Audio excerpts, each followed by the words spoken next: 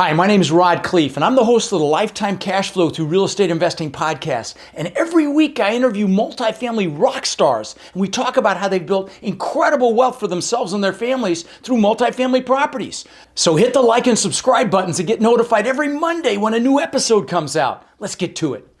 Welcome back to Multifamily Rock Stars. So as you know, this is where we interview people that are freaking crushing it in this business and of course in their lives as well. And this is a real treat for me today because the gentleman we're interviewing today is actually a friend of mine. And, but this is the show where we show you guys the inside scoop into how multifamily investors are creating massive success in their business. As always, I've got my co-host, who's the director of our massive action team for our Warrior Mentorship program on the call, Mark Nagy. Mark, what's up, brother? What's got you excited? Well, just as a reminder for the listeners, I'm always excited about these calls because we actually get to hear from students that are just regular people that are changing their lives. So I tell people, pay attention to these ones, but especially today, since we're going to dig deep into some mindset stuff, and that's always got me tingling excited. Love it. Love it. Love it. So my guest today, again, is a friend. His name is Pasha Esfandairy. And Pasha is just a very, very cool guy. So we're going to have a lot of fun today. Welcome to the show, brother. Thank you. I'm really excited to be on here. Thanks for getting me on. Absolutely. So, to give us a little background on you, if you would, that's kind of how we start these things. So if you wouldn't mind just, talking a little bit about your journey and who you are and where you came from and what you love, and just take it anywhere you want to take it, brother. I always get a little funny asking these questions, but yeah, let me start off. I definitely feel when I reevaluate my life that I've had a different path than most. I really didn't go to college after high school. I was almost a high school dropout, went to college for a semester, dropped out. I just was searching for my path. And I ended up falling into playing poker professionally. So I played poker professionally for about 5 years, and that was really fun as a kid. I mean, being 21, traveling the world and playing poker professionally was awesome. When I was about 25, 26, I really understood that this lifestyle wasn't for me. I've always wanted to get into real estate. I knew it was my passion and my dream. And so what I did is I ended up doing an internship for free. I met somebody, I did an internship. I did it for 3 months. I just shadowed this man, and he's the best. He's like my uncle to this day. And he taught me how to flip homes. And so I did that in LA. I went back to Vegas where I was living, and I flipped my first mobile home about 10 years ago. Made all the mistakes you could freaking think about. I didn't renovate the right things and whatnot, but I still made a little bit of money. And man, Rod, that's where I got my itch. And I just was all in, head first, into as many homes as I could flip.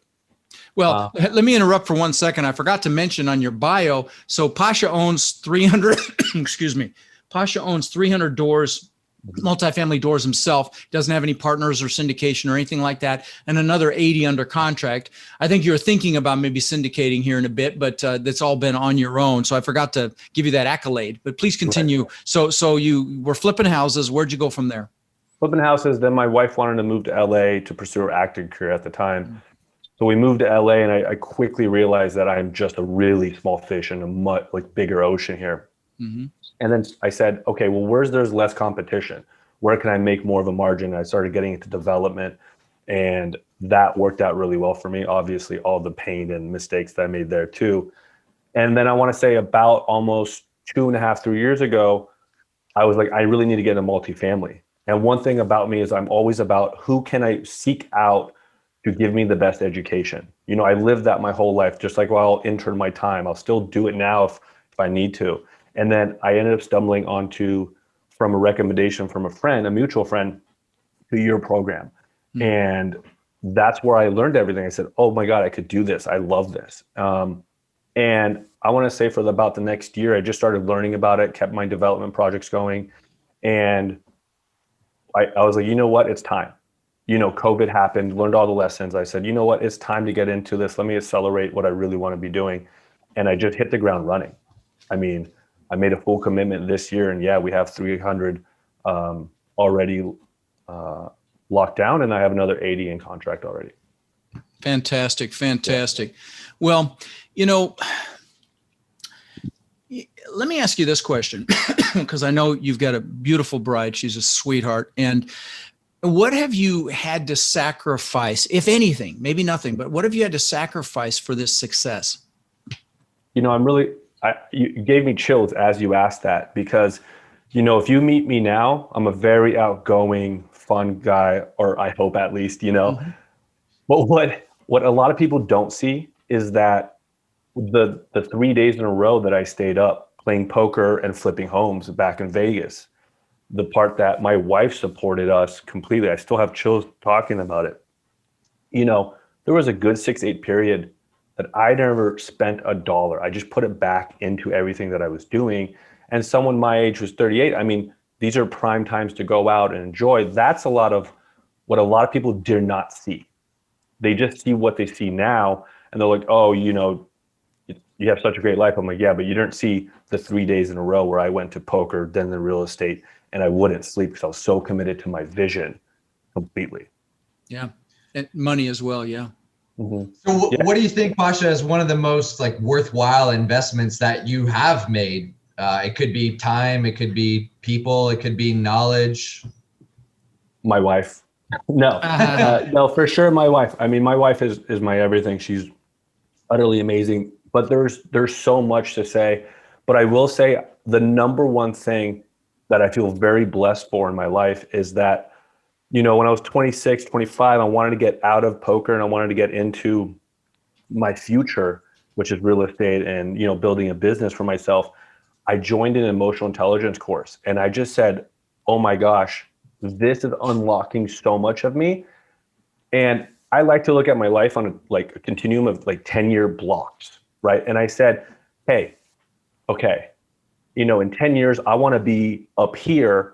I'm okay with sacrificing 2 years of just continual education, emotional intelligence, personal development, Tony Robbins, just getting my mind right so that it's second nature to really accelerate my results. And I think that is my number one attribution to my success, is that my mindset, I've trained it. I made it, my personality.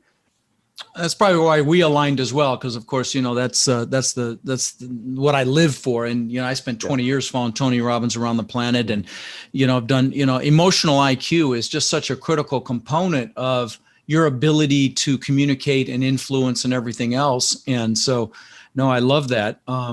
Just to interject, and that's why I really loved your the course so much, because for me, I really personally believe that the knowledge is all there. But you got to get your mindset right, and you really focused on mindset, where there was other course, that doesn't. And it's just hey, this has got to be different. And the way you really nurture that's. Yeah. Thank you. Well, let me ask you this. What do you think are the best sort of people to align yourself with? Now, you've done this solo, which is very unusual, very impressive, actually, but very unusual, because this business typically is a team sport. And I think maybe you're leaning that direction now, because of course, you run out of money at some point, and and there's a lot of money out there looking for deals, and why limit yourself? But as you are built, I don't know if you have a team now or not, or if it's just been you. So maybe you can. You have a team. Okay, well, talk about that. So, what sort of people have you aligned yourself with? So I really aligned myself. So, and you're right. I was a lone wolf for a very long time when I was doing my development, very much a lone wolf. I hired the contractors, I hired the engineers and whatnot. This is my project. I'm doing it. And what I've really learned about multifamily, and really also just to back up a little bit, what I really learned during COVID was that the power of teams and the power of trainers and the power of people in your life to really accelerate your results.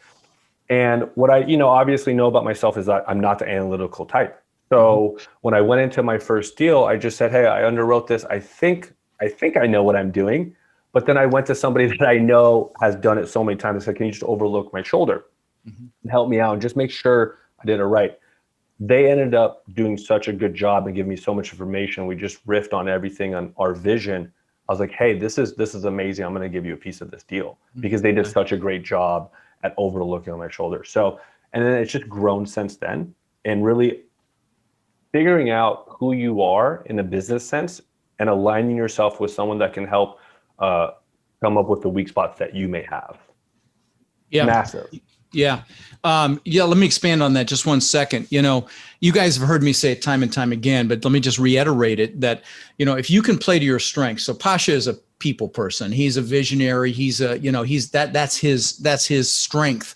And if you can play to your strengths and hire a line or partner for your weaknesses, success is inevitable, period. If everybody's playing to their strengths, you're like a freaking train on a track and you're not going to get derailed. So, I can't stress that enough that, that you align with people. And honestly, that's why the Warrior program is so fantastic, because, as you may not even know this, Pasha, the Warriors now own over 45,000 doors. And I've only been teaching less than 4 years. So I'm just blown away by that number. And that's, and most of them been done between Warriors. So it's just incredible. And by the way, guys, if you're interested in applying, text the word crush to 72345. And we don't take everybody. I'm just going to be candid about that, because right now at this point, I feel like a steward of it. And it's just incredible how it's grown.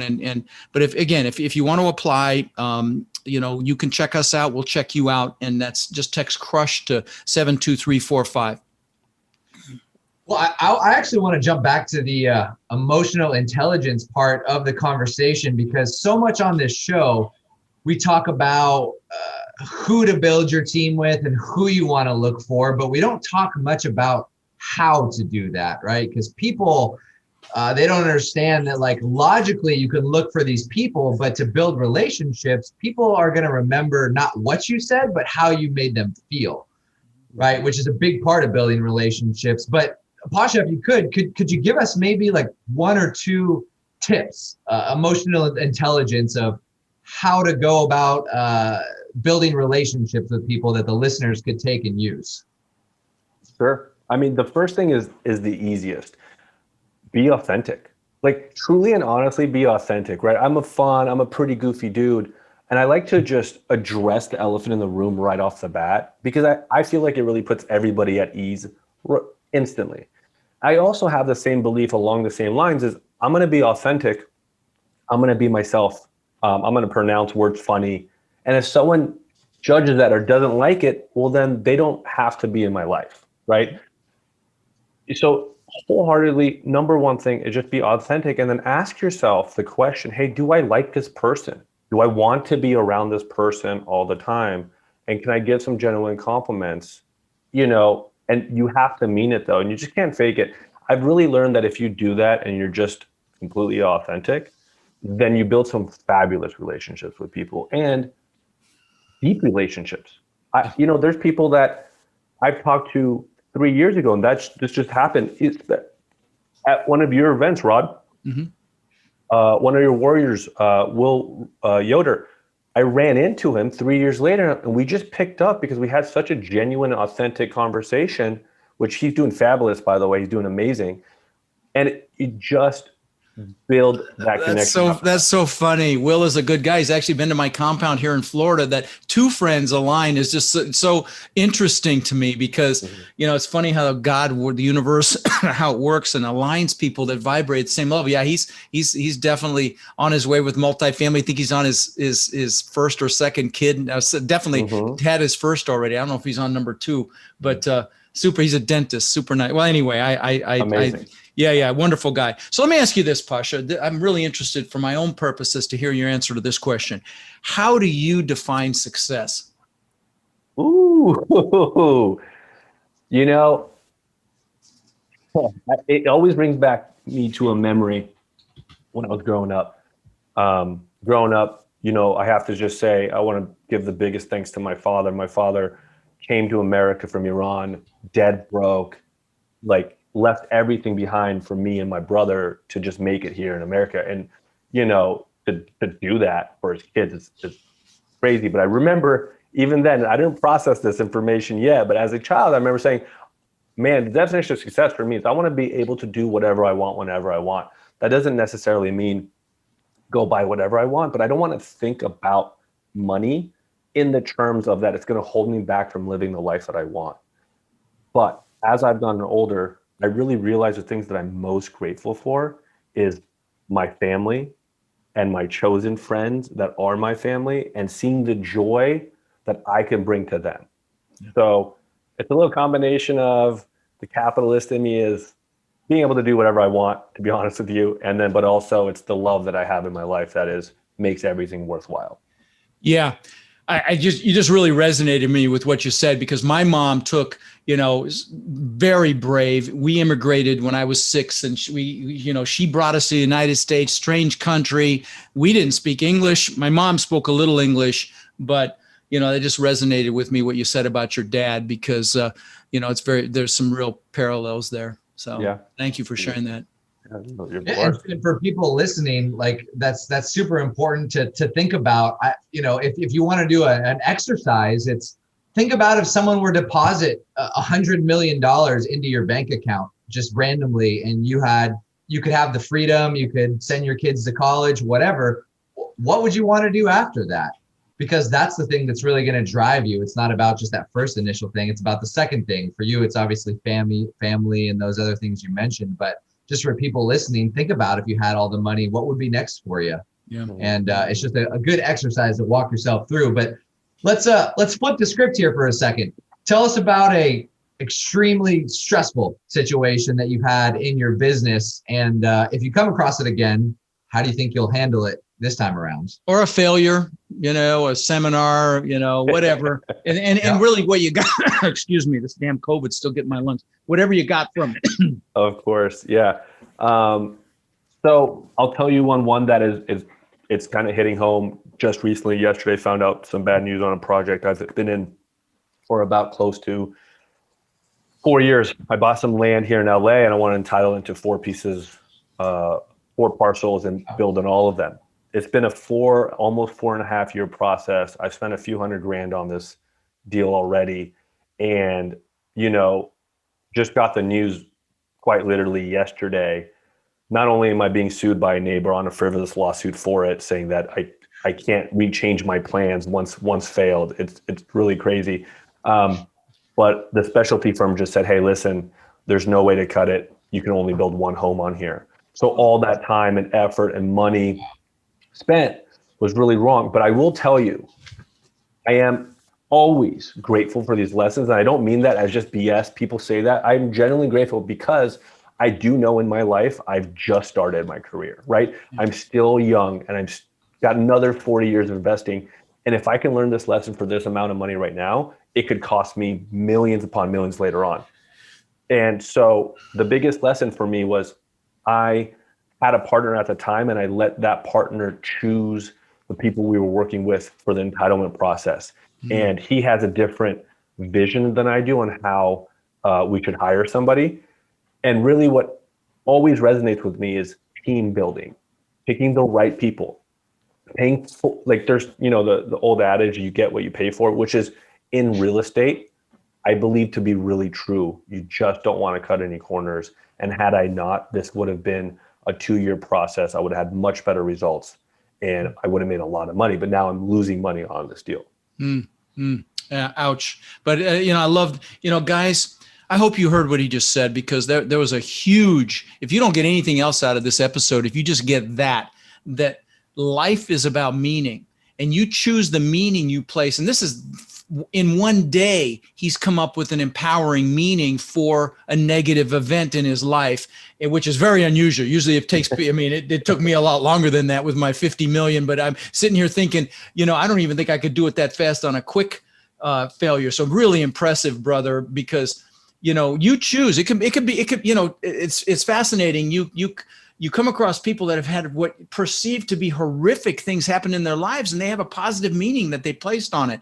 So really appreciate the way you just shared that and allowed the opportunity for us to expand on that dynamic, which is just because it's just so important. May I just say one thing to that? I think that it kind of backtracks into our emotional intelligence. Really, to be able to process your feelings, because it sucks. Don't get me wrong, it hurt and it stings and it doesn't go away. When I heard, I was like, oh man, it really hurts. But what I really learned in emotional intelligence as well too is, hey, things are going to happen, but I'm going to process it. I'm not going to put it in the back of my mind. I'm not going to just ignore it. I'm going to sit there. I'm going to sit with the hurt, but I'm going to let it get out of my system. And then I'm going to say, okay, a new start. Let's go. What's the next thing? And I have a lot of things, plates I'm juggling. It's it's fine. It's just one thing. In your world right now, what do you enjoy the most and what do you enjoy the least? It's funny. My business coach, Gary, always asks me this question because he always sees me get into something because he get really excited about something. I know. It's like, well, I have ADD. I want to. I will say this. My number one thing that I'm enjoying is building. By the way, another person I met in your Warrior program, Monica Duhart, we're building low-income housing and we're developing low-income housing and going the light tech route. And our visions just align about what we want to do and to create a nonprofit around by empowerment and with education in our low-income communities, because we just don't believe in building just a community and just saying, here you go, right? There's so much more to that. So that is the thing that I get fired up on. Super. Let me just put an exclamation mark on what you just said, guys. This is why we don't accept just anybody into our program, because I attract givers and I look for people that want to help other people. And, this is what I listen for when we're interviewing people for the program, because I want people that want to make the world a better place, want to help other people, change lives. And that's what we attract. And, power moves to those who serve, whether you believe in God or whatever you believe in. It's just the way it works, period. And so here's a great example of that dynamic right there. So, really appreciate that you allowing us to expand on that as well. Yeah. Well, I mean, he said both sides, right? He said this deal to where it's not going the way you want to do, it's because you and your partner didn't have the same vision. And now you're talking about the positive side of when you do have a similar vision with somebody, how well it works out. And that's why so many people end up doing deals together as warriors together, whatever it may be. Yeah, for sure. So talk about, well, let's, a lot of our listeners are people that haven't taken action yet. Okay. I mean, you're a doer, you've taken action. What would you tell someone that's listening that has been exploring this business, maybe caught in analysis paralysis? We get a lot of analytical people that listen and join our program. And they're the hardest people to convince to take action, because they have to check off every freaking box, and it's very seldom that you can see the whole road. You just have to move forward with some faith. But what would you tell someone that's thinking about this? What words of wisdom would you impart on them? I would say, it's always do it now. Don't wait, obviously. I think there's a really good tool that you could do, especially for the analysis paralysis, is that you set up some really good benchmarks for yourself. And you say, hey, I have an agreement with myself. If these benchmarks get hit in a property, I'm going to go after it.